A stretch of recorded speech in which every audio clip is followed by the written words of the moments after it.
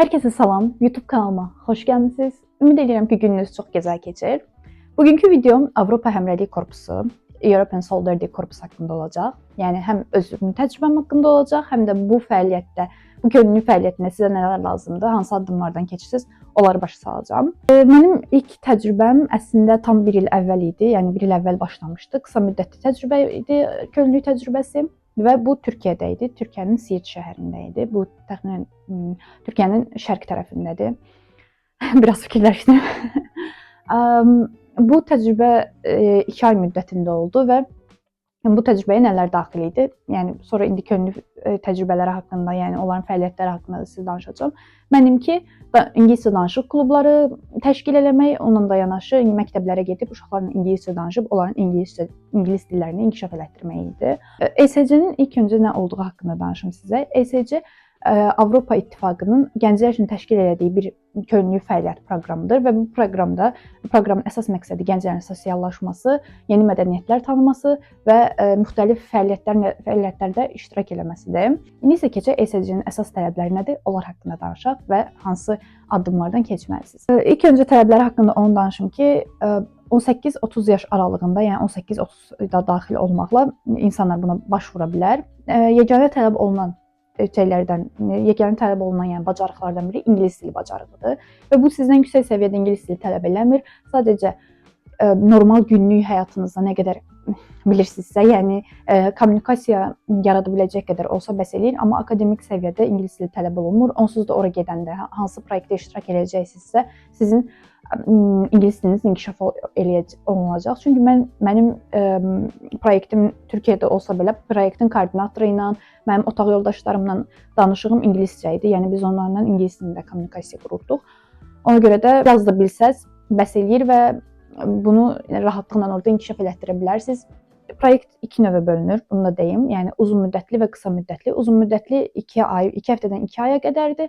Uzun müddətli isə 2 aydan 12 aya qədərdir. Amma belə bir şey var ki, bir dəfə uzun müddətli də iştirak edirsinizsə, ikinci dəfə nə qısa müddətli də, nə də uzun müddətli də istifadə edə bilmirsiniz bu haqqınızı.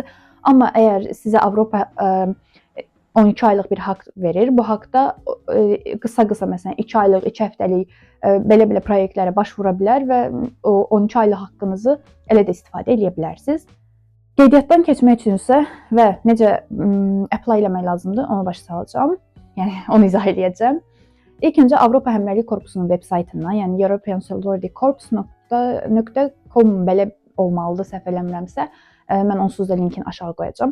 Orada qeydiyyatdan keçirsiniz. Necə ki, qeydiyyatdan keçəndə orada sizə CV hazırlanmağınızı tələb eləyir, saytın özünün CV-si və orada yəni normal CV-də nələri qeyd edirsinizsə, onları qeyd edirsiniz. Məsələn, iş təcrübəniz haqqında, könüllü fəaliyyətiniz haqqında, oxuduğunuz universitet, ixtisasınız ya da hər hansı kurslarda olmusunuzsa bunların hamısını qeyd edirsiniz və qeydiyyatdan keçirsiniz. Qeydiyyatdan keçdikdən sonra isə onsuz da proyektlər sizin qabağınıza çıxır. Yəni proyektlər təxminən belə olur. Sosial fəaliyyətlər haqqında olur. Məsələn, heyvan haqqları, qadın haqqları ya da disability olan, bunun Azərbaycanca tərcüməsi həqiqətən də yadımdan çıxdı, olan insanları icmanın bir üzvü olması və onlara kömək eləmək, onlarla müxtəlif fəaliyyətlər təşkil eləmək haqqında olur. Yəni ümumən belə deyirəm, ya da ki ətraf mühit haqqında olur, ya da dediyim kimi ingiliscə danışıq klublarına getmək, danışıq klubları təşkil eləmək, ya da uşaqlara ingiliscə öyrətmək. Yəni müxtəlif cürdür. İndi hal-hazırda hamısı ağlıma gəlmir, amma siz girib orada özünüz yaxından tanış ola bilərsiniz. Sizə ən uyğun bildiyiniz proyektə başvura bilərsiniz. Başvuru prosesi isə belə olur. Bəzi proyektlərdə özləri əlavə olaraq ora link qoyurlar. Hansısa Google Form ya da ki Google Word faylı olur. Siz onu yüklüyorsunuz və o boşluqları doldurursunuz və motivasiya məktubu, əksərində motivasiya məktubu tələb olur. Demək olar ki, hamısında. Əslində saytın özündə də var motivasiya məktubu. Amma bəzi proyektlər ondan çox onların şəxsən özləri link qoyurlar, ora mail qoyurlar ki, şəxsən özlərinə motivasiya məktubu yazıb yollayaq. Və motivasiya məktubu üçün sizə belə bir məsləhət verə bilərəm ki, ChatGPT ilə yazmayın. Çünki ChatGPT həqiqətən də bizə çox qəşəng versiyada, atıram 500 söz tələb olunursa, 500 dənə də həqiqətən də söz yazır və bu həqiqətən də yaxşı bir metod deyil və artıq çox insan bilir ki, çox insan da ChatGPT-dən istifadə edir. Ona görə də onlar da xüsusi texnologiyalarla, indi tam adlarını dəqiq bilmirəm, onlarla yoxlayırlar və bilirlər ki, bu həqiqi süni zəka ilə yazılmış bir motivasiya məktubudur. Siz belə eləyə bilərsiniz. Özünüz bildiyiniz kimi, onsuz da sizin bəlirli bir ingilis dili səviyyəniz var. Siz sadəcə ChatGPT-dən istəyə bilərsiniz ki, sizə necə motivasiya məktubu yazmaq lazımdır bu proyekt üçün. YouTube-da da hətta müxtəlif cür videolar var. Yəni və öz dil səviyyənizə uyğun qəşəng məktub yaza bilərsiniz. Sadəcə bunu ChatGPT-yə ata bilərsiniz. O baxa bilər. Bəlkə biraz düzəlişlər eləyə bilər, amma tamamilə ChatGPT ilə yazmağın tərəfdarı deyiləm. Çünki motivasiya məktubu bizə tək könüllü proyektində yox, əgər xaricdə iş ya da xaricdə təhsil almaq istəyirsə, onlar çox zaman həqiqətən təcrübələrdən çox motivasiya məktubuna nəzər yetirirlər. Motivasiya məktubunda da əsas, yəni bu proyektə niyə başvurduğumuz ya da bu universiteti niyə istədiyimiz, bunun bizdə nə cür dəyişikliklər olacağı eləyə biləcək ya da biz bu proyektə nə cür qatqılar eləyə bilərik. Və bunun üçün də professional ingilis dilinə gərək yoxdur. Çünki onsuz da onlar o motivasiya məktubunda olan sualları çox zaman sizin özünüzə də verirlər və siz də bəzən şoka da düşə bilərsiniz. Ya ona görə məndə əvvəl çox olurdu. ChatGPT ilə yazırdım, oxumurdum, birbaşa yollayırdım. Bu iş başvurularında olurdu adətən. Sonra da onlar mənə nəsə sual verirdi. Mən orada yazdığımdan başqa cürə cavab verirdim.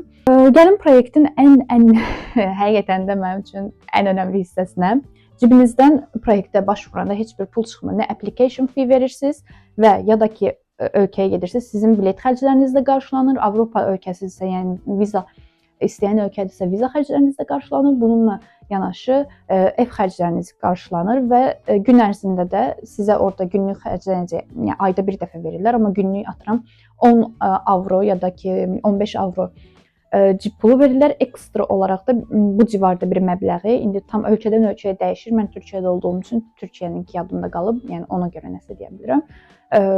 Sizə yemək pulu da, yəni həm yemək pulu, həm cib pulu verilir. Bəzi nadir hallarda əgər sizin biletiniz atıram 20 avro, 30 avro çoxdursa, bəzən bunu da qarşılaya bilirlər. Sadəcə siz onlarla deməlisiniz, onlar da kimlərlə əlaqəyə keçməlidir. O qədər də sizdən ağır, yəni çox şeylər tələb eləmirlər, məncə eləmirlər. Yəni ki, bu qədərdir. Yenə də əlavə olaraq unutduğum ya da demədiyim bir şey olarsa, başa düşmədiyiniz bir şey olarsa məndən soruşa bilərsiniz təbii ki də. İstər Instagramda, Instagram linkimi də bura qoyacağam, istərsə də rəylərdə məndən soruşa bilərsiniz. Könüllülük təcrübəsini həqiqətən də başqa bir ölkəyə getmək hal-hazırda, çünki çox insan bəzən viza ala bilmir ya da ki buna yetərli büdcəsi yoxdur. Ona görə də gedib başqa ölkəni gəzə bilmir. Ona görə mən Avropa Həmrəylik Korpusunun bu təşəbbüsünü həqiqətən də çox sevirəm. Çünki gedirsən orada başqa mədəniyyətlərlə tanış olursan. Mənimki Türkiyədə olsa belə, mənim otaq yoldaşlarım, yəni bir evdə 10 qız idik. Hamısı başqa-başqa ölkələrdən idi. Yəni bir evdə 10 ölkə kimi bir şey idi bu mənim üçün və bu onların ölkələri haqqında, onların mədəniyyətləri, yeməkləri haqqında çox maraqlı şeylər öyrənirdim. Onların adətləri haqqında çox maraqlı şeylər öyrənirdim, tarixləri haqqında.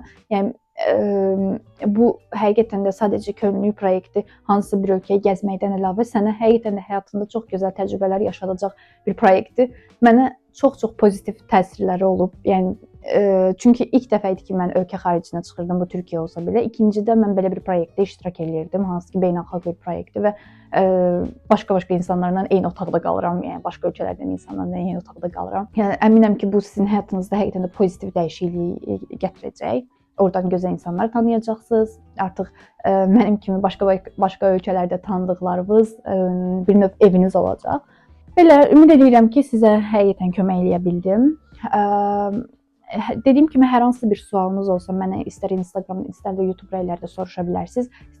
Motivasiya məktubu haqqında ya da qeydiyyatdan keçmə prosesi haqqında əlimdən gəldiyi qədər sizə kömək eləyəcəm. Hər birinizə uğur arzu edirəm. Özünüzə çox yaxşı baxın.